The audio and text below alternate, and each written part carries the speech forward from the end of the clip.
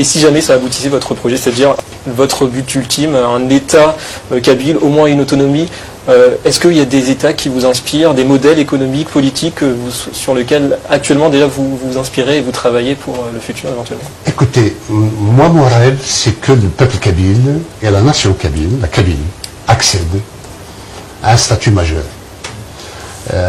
Nous avons pris pour modèle un certain nombre de pays. Notre venue ici a aussi été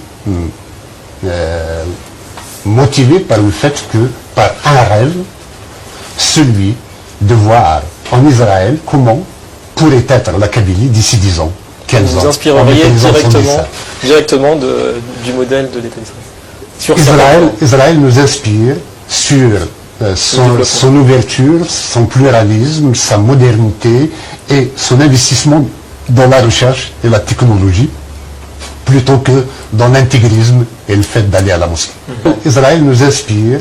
Alors, on entend parfois, ça et là, que la Kabylie a des liens historiques avec le peuple juif. Vous l'avez dit tout à l'heure, les Kabyles sont un peu le nouveau peuple juif.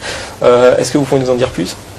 Oui, nous considérons, pas que nous considérons, nous trouvons autour de nous pratiquement 50% des noms de lieux et de noms de famille comme étant juifs. Hein. Donc il est certain que la judaïté a existé il y a un certain temps en Kabylie. On a un nouveau président en France. Est-ce que vous pensez que ça peut aussi peut-être vous donner davantage de tribunes publiques, de moyens de communication, même un appui politique peut-être? Nous avons espoir que le nouveau président et le nouveau gouvernement soient sensibles au fait que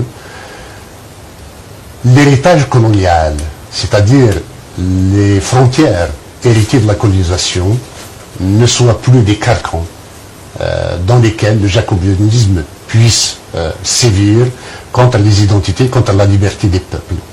Nous avons espoir que la liberté, la démocratie des peuples soient reconnues par le nouveau gouvernement et accompagne la marche de ces peuples vers leur liberté.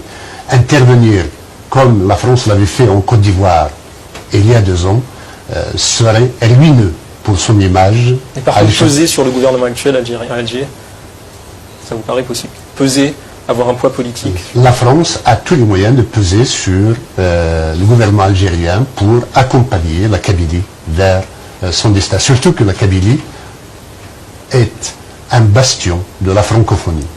Et si la France perd la Kabylie, elle ne perdrait pas que cette partie du territoire algérien, elle ne perdrait pas que l'Algérie, elle perdrait toute l'Afrique du Nord, dans la Kabylie et le pivot.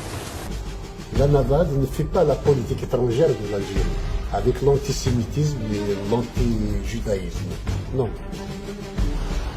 La Kabylie a sa propre vision du monde et peut valoriser la langue qui lui plaît. Et